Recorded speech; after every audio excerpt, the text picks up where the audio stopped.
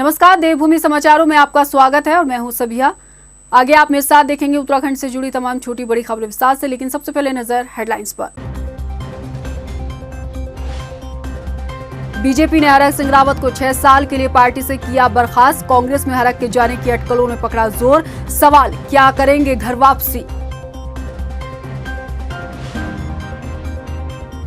हरक सिंह रावत का बड़ा बयान। 2022 में कांग्रेस की सरकार बनने का किया दावा। भाजपा के फैसले को बताया विनाशकाली विपरीत बुद्धि।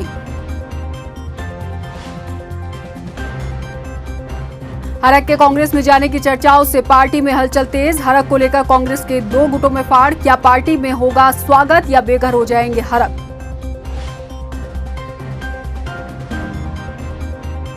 और बीजेपी और कांग्रेस में टिकट बंटवारे को लेकर अभी करना होगा एक और 2 दिन का इंतजार। दिल्ली में दोनों राष्ट्रीय दलों का मंथन जारी।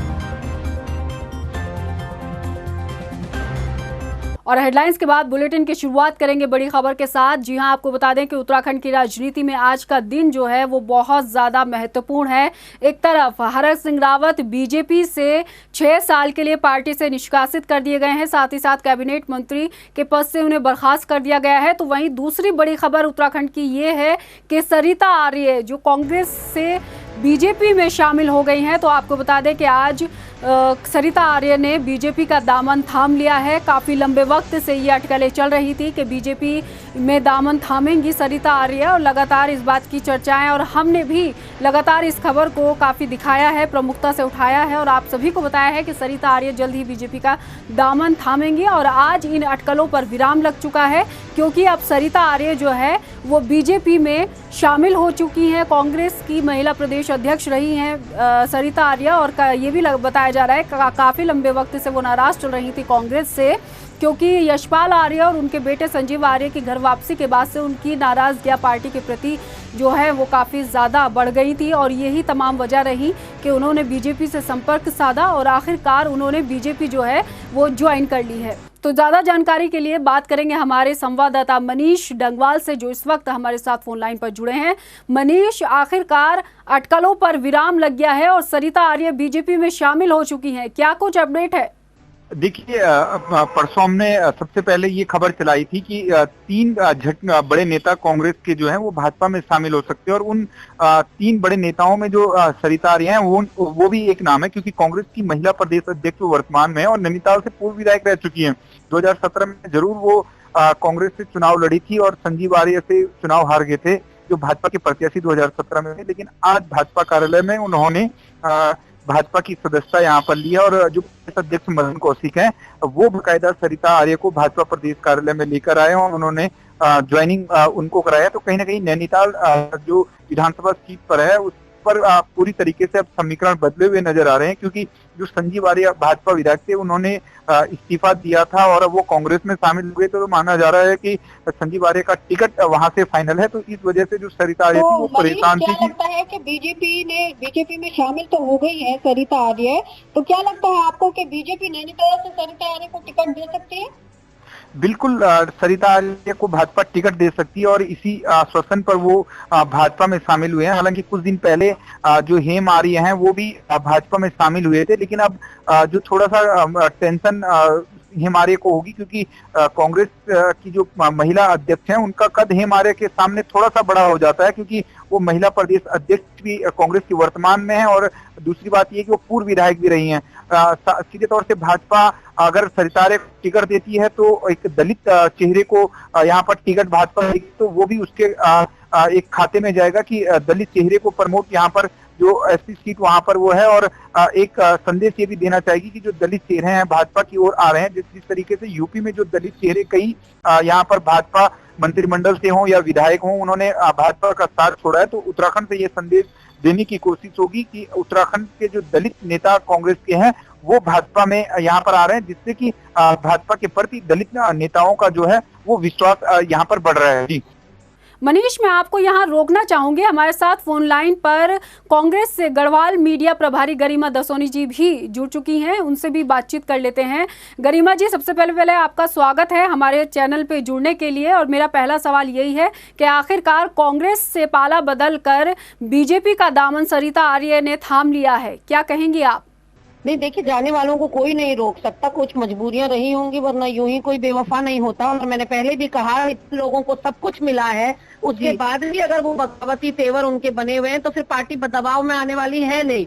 पार्टी अनुशासन प्रिय पार्टी है, और अगर वो महिला जिसको सालों साल की मेहनत के बाद, संघर्ष के बाद कुछ हासिल ना हुआ हो, वो बगावत करे तो समझ में आता है। लेकिन एक ऐसी महिला जिसको ना सिर्फ पालिका अध्यक्ष कांग्रेस के बलबूते जो बनी हो, जो 12 में विधायक बनी हो पार्टी के टिकट से, जिनको 17 में फिट पार्टी ने टिकट दिया हो, दुर्भाग्यवश वो हार गए। और उसके अलावा वो 7 साल से महिला कांग्रेस के प्रदेश अध्यक्ष के पद पर काबिज थी। तो मुझे लगता है पार्टी ने सम्मान देने में कोई कोर कसर नहीं छोड़ी थी। हाँ, बस अगर टिकट के ही गुरेज में कोई पार्टी छोड़ना चाहे तो फिर मुझे लगता है कि इसे स्वार्थ की परिधि में ही रखा जाएगा कि टिकट का इतना बड़ा लालच है कि आपको पार्टी की रीति नीति या पार्टी से कोई प्रेम लगाव कुछ नहीं था, और विचारधारा से आप जुड़े हुए नहीं थे, आप सिर्फ आपके व्यक्तिगत अवसरों के लिए जुड़े हुए। लेकिन गरिमा जी, कई वक्त से सियासी गलियारों में ये खबरें भी तैर रही थी कि जब से यशपाल आर्य और उनके बेटी की वापसी हुई है कांग्रेस में, तब से वो नाराज चल रही थी कि वो टिकट की मांग भी कर रही थी कि मुझे टिकट दिया जाए नैनीताल विधानसभा सीट से। ये नाराजगियां चल रही थी उनकी पार्टी से, तो क्या कहेंगे आप? देखिए, ये बात हर एक को समझनी होगी कि कोई अगर कहीं से एक बार विधायक बन गया तो उसकी कोई ठेकेदारी नहीं होती उस विधानसभा की। पट्टा नहीं लिखा लिया उसने उस विधानसभा का। दूसरे कार्यकर्ता भी हैं जो आगे बढ़ना चाहते हैं और जिनको मौके की तलाश है। तो ऐसे में अगर आप लगातार पार्टी का अपमान करेंगे यह कहकर कि पार्टी आपको इग्नोर कर रही है, कांग्रेस पार्टी बहुत बड़ी पार्टी है, आप किसी भी और रूप में समायोजित की जा सकती थी। अभी तो टिकट का वितरण भी नहीं हुआ, प्रत्याशियों की सूची भी जारी नहीं हुई, और जल्दबाजी में उन्होंने ये सारा निर्णय लिया और पार्टी की किरकिरी वो कराकर गई है। तो ऐसे में मुझे लगता है कि मेरी शुभकामनाएं हैं, जिस भी दल में वो गई हैं वहाँ उनका सम्मान होगा, ऐसी मैं अपेक्षा करती हूँ। बहुत बहुत शुक्रिया गरिमा जी आपका हमारे साथ जुड़ने के लिए, और मनीष आपका भी हमारे साथ जुड़ने के लिए। तो आपको बता दें कि आज उत्तराखंड की 2 बड़ी खबर। एक तरफ हरक सिंह रावत को बीजेपी से पार्टी ने 6 साल के लिए निष्कासित कर दिया गया है, कैबिनेट मंत्री पद से उनको हटा दिया गया है। तो वहीं सरिता आर्य जो हैं, कांग्रेस का एक बड़ा चेहरा रही हैं, वो बीजेपी में शामिल हो गई हैं। अब दिन ढलते ढलते उत्तराखंड की राजनीति में और क्या कुछ होता रहेगा, हर अपडेट हम आप तक पहुंचाते रहेंगे। उत्तराखंड के सीएम पुष्कर सिंह धामी ने हरक सिंह रावत को बीजेपी से निष्कासित करने के मामले में बड़ा बयान दिया है। पुष्कर सिंह धामी ने कहा है कि हरक सिंह रावत के बयानों से पार्टी को कई बार असहज जो है वो होना पड़ा, और लगातार उनकी नाराजगियों को भी पार्टी ने दूर किया है। लेकिन इसके बावजूद पार्टी को मजबूरन ये फैसला लेना पड़ा और उन्हें 6 साल के लिए पार्टी से निष्कासित कर दिया गया है। साथ ही साथ उन्हें कैबिनेट मंत्री पद से भी बर्खास्त किया गया है। हमारी पार्टी में वो आए और हमने उनको बहुत सहज से, और कई बार जो विकास के मामले में उन्होंने जितनी बातें भी जो भी करी हम लोगों ने हमेशा किया। लेकिन हमारी पार्टी हमेशा विकासवाद पर चलने वाली पार्टी है, और सबका प्रयास जो एक मंत्र है, उस मंत्र को लेकर हम आगे बढ़ रहे थे। उसमें कई बार जब वो बातें करते थे तो हम लोग असहज भी होते थे, लेकिन फिर भी चूंकि हमारी पार्टी, हमारा परिवार बड़ा परिवार है, हमने कोशिश करी हमेशा उनको लेकर चलें। लेकिन यहाँ पर चूंकि स्थितियां ऐसी हो गई कि वो अपने समेत अपने परिवार के लिए और अन्य लोगों के लिए पार्टी पर दबाव कर रहे थे, तो इसलिए पार्टी ने निर्णय लिया। उत्तराखंड में भाजपा और कांग्रेस के टिकटों को लेकर रविवार को दिल्ली से देहरादून तक सियासी माहौल गर्म हो गया है। बीजेपी और कांग्रेस अपने अपने संभावित प्रत्याशियों की लिस्ट आलाकमान को भेज चुके हैं। दिल्ली में रविवार को भाजपा केंद्रीय नेतृत्व और कांग्रेस की बैठकों का दौर देर रात तक जारी रहा। हालांकि रविवार को केंद्रीय चुनाव समिति की बैठक नहीं हो पाई। अब बीजेपी केंद्रीय संसदीय बोर्ड की बैठक 19 जनवरी को होनी है, जिसमें प्रत्याशी तय होने की उम्मीद है, और ये उम्मीद जताई जा रही है कि 20 जनवरी तक बीजेपी के प्रत्याशियों की पहली लिस्ट जारी हो सकती है। उत्तराखंड के बढ़ते कोरोना संक्रमण के कहर के बीच अब स्कूल नहीं खुलेंगे। प्रदेश भर के स्कूल अगले आदेशों तक बंद रहेंगे। इस दौरान ऑनलाइन क्लास चलाई जाएंगी। वहीं 22 जनवरी तक आंगनबाड़ी केंद्र भी बंद रहेंगे। आपको बता दें कि प्रदेश में कोरोना के बढ़ते खतरे को देखते हुए शासन ने 7 जनवरी को आदेश जारी कर 16 जनवरी तक स्कूल को बंद रखने का फैसला लिया था। लेकिन फिलहाल बढ़ते कोरोना संक्रमण के बीच स्कूलों को बंद रखने का आदेश जारी कर दिया गया है। इसके साथ ही कोरोना के बढ़ते मामलों को देखते हुए जनता से कोविड नियमों का पालन करने की अपील की गई है। विधानसभा चुनाव 2022 के लिए बीजेपी ने सभी 70 विधानसभा सीटों पर दावेदारों के पैनल को अंतिम रूप दे दिया है। बस फाइनल दौर की प्रक्रिया चल रही है।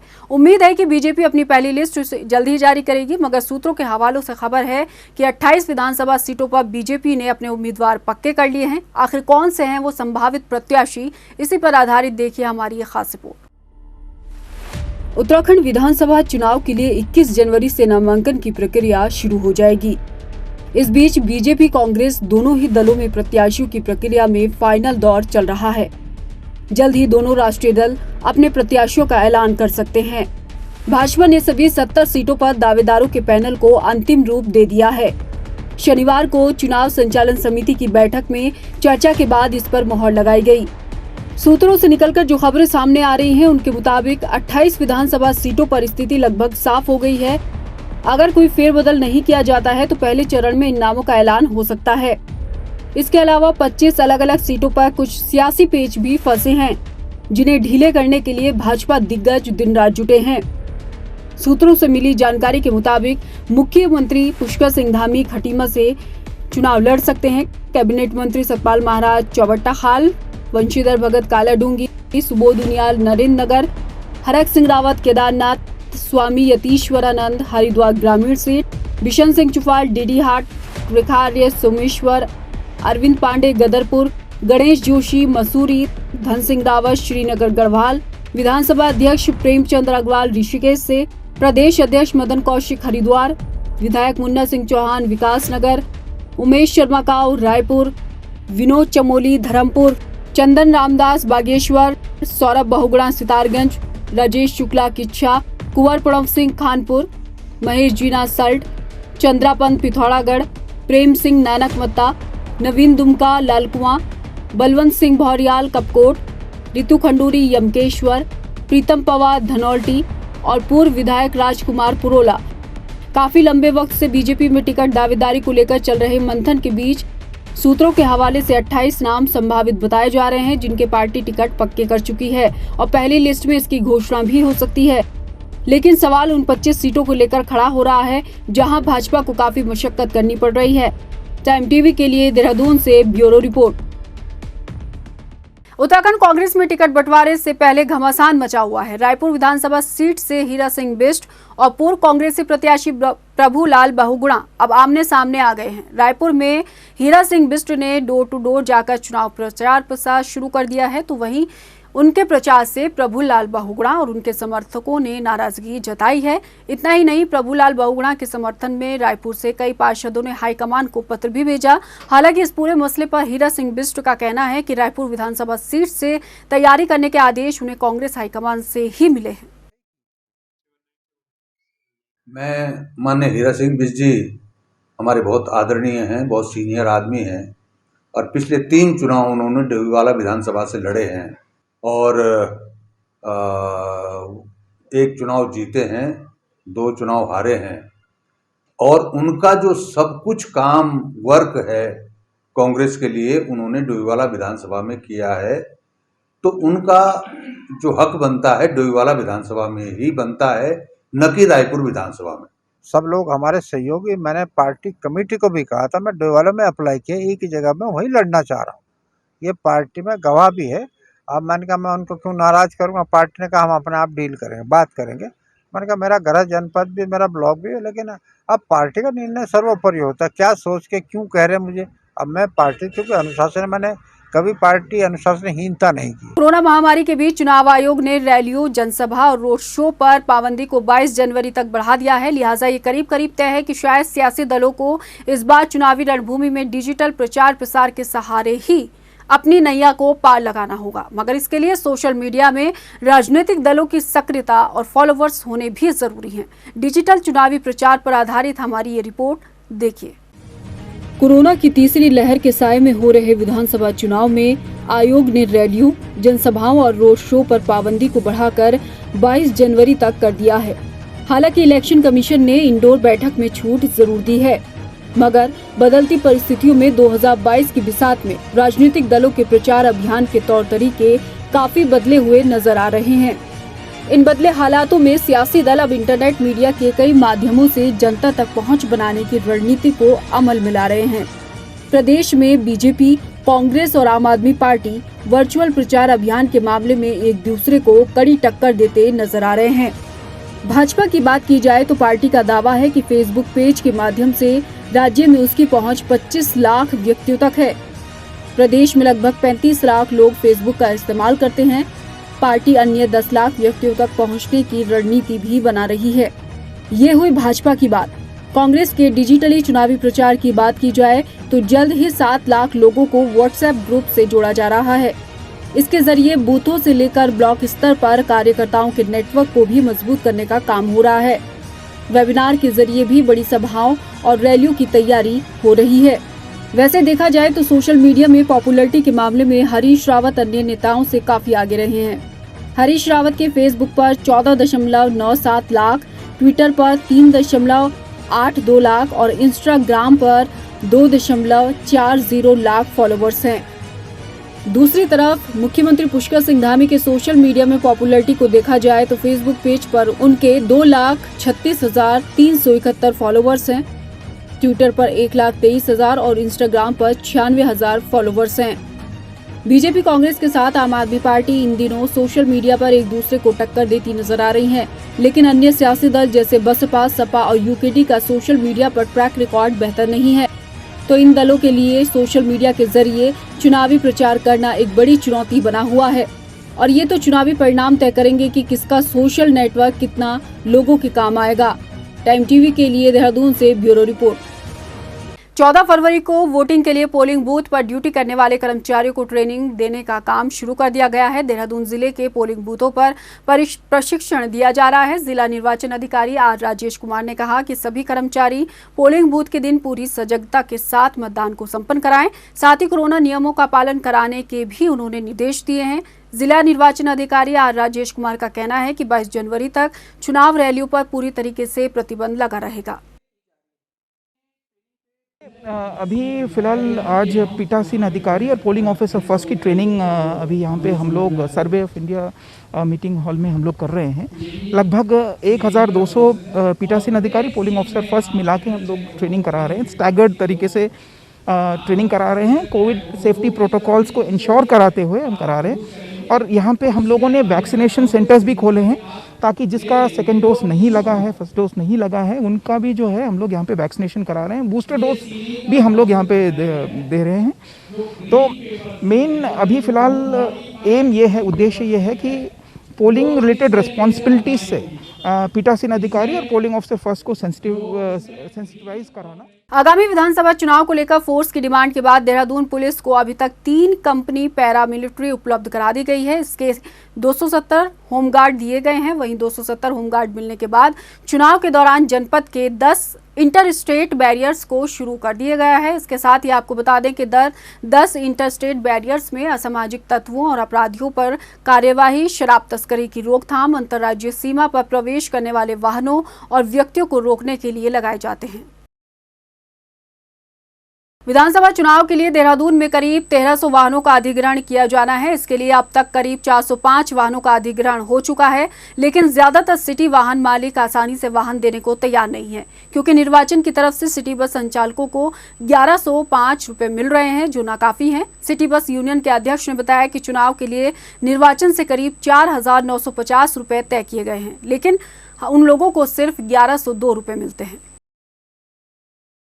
कोई प्रत्याशी अगर हमारी बस को अपने चुनाव प्रचार में लाएगा तो उसका जो है हम 4,950 रुपये आपको 34 सीटर बस का काटेंगे, जो कि खुद निर्वाचन आयोग द्वारा बताया गया कि ये अनुमानित बाजारिक मूल्य है। तो हमारा स्पष्ट साफ साफ कह रहा है, जब आपके द्वारा खुद ही बताया गया है कि अनुमानित बाजारिक मूल्य इतना है, तो फिर आप हमें 1102 रुपये क्यों दे रहे हो। हमारे ये मांग करी है कि हमें भी डीजल हमारा ही रहेगा और हमें जो 4,950 रुपए वो दिए जाए। देश भर में 3 जनवरी से शुरू किए गए 15 से 18 साल के बच्चों को लगने वाली वैक्सीन अभियान रफ्तार पकड़ता हुआ नजर आ रहा है। उत्तराखंड में 3 जनवरी से इस महाअभियान की शुरुआत की गई थी। 15 जनवरी तक करीब देहरादून जिले में 50% से अधिक बच्चों को पहली डोज मिल चुकी है। देहरादून सीएमओ डॉक्टर मनोज उप्रेती ने बताया कि युवाओं में वैक्सीन लगाने को लेकर खासा उत्साह देखने को मिल रहा है। हालांकि बीते कुछ रोज से स्कूल बंद है, जिस कारण वैक्सीन लगाने की रफ्तार कुछ धीमी जरूर हुई है। समय करीब 56% पहुंच चुका है अब यह है कि थोड़ा सा पहाड़ी इलाकों में जहाँ बर्फ पड़ी हुई है वहाँ पे दिक्कत है, कुछ दिनों में वो भी कवर हो जाएगा। प्रदेश में बढ़ते हुए कोरोना संक्रमण पर रोकथाम के लिए पुलिस प्रशासन ने शहर में मास्क न पहनने वाले और कोरोना गाइडलाइन का पालन न करने वालों के खिलाफ अभियान चलाया है। खटीमा में पुलिस ने मास्क नहीं पहनने और अतिक्रमण करने वालों के लिए नगद चालान काटे। सीओ भूपेंद्र भंडारी ने बताया कि उच्च अधिकारियों के निर्देश पर कोरोना गाइडलाइन का पालन नहीं करने वालों के खिलाफ सख्त कार्रवाई की जा रही है। इस समय जो कोविड का ज़्यादा जो है वो फैल रहा है कोविड, इसमें ओमिक्रॉन नाम से जो है ज़्यादा हुआ है और यहाँ जनपद में भी और अपने खटीमा क्षेत्र में भी ये इसके जो है ज़्यादा इस समय संक्रमित लोग हो रहे हैं। हमें भी शासन से ये आदेश है कि जो है इसकी रोकथाम करने के लिए जो लोग इन चीज़ का प्रयोग नहीं करता है तो उसके जो है चालान काटे जाएंगे। फिलहाल इस बुलेटिन में इतना ही। मुझे दीजिए इजाजत, लेकिन चलते चलते एक नजर हेडलाइंस पर। नमस्कार। बीजेपी ने हरक सिंह रावत को 6 साल के लिए पार्टी से किया बर्खास्त। कांग्रेस में हरक के जाने की अटकलों ने पकड़ा जोर। सवाल, क्या करेंगे घर वापसी? हरक सिंह रावत का बड़ा बयान। 2022 में कांग्रेस की सरकार बनने का किया दावा। भाजपा के फैसले को बताया विनाशकाली विपरीत बुद्धि।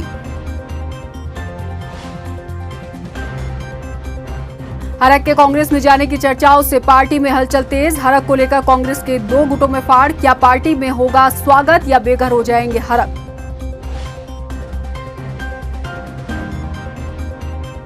और बीजेपी और कांग्रेस में टिकट बंटवारे को लेकर अभी करना होगा एक और 2 दिन का इंतजार। दिल्ली में दोनों राष्ट्रीय दलों का मंथन जारी।